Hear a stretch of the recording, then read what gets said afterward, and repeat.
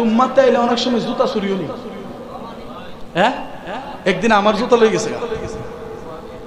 হ্যাঁ, আমার জুতা লই গেছে একদিন, ফাইলাম না আর ফাইলামই না।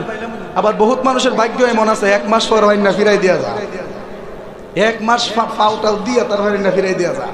আমি কোন কথাটা বলতে চাচ্ছি, মসজিদে যারা আসে তারা কি সুর না নামাজি? জোরে বলেন।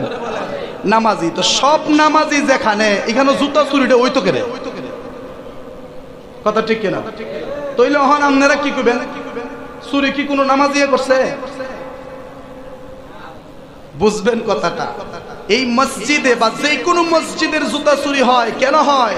কারণ মুসল্লি কখনো জুতা চুরি করতে পারে না, বরং জুতা চুর মুসল্লি সাজ্জা মসজিদে জুতা চুরি করে। কথা ঠিক কিনা?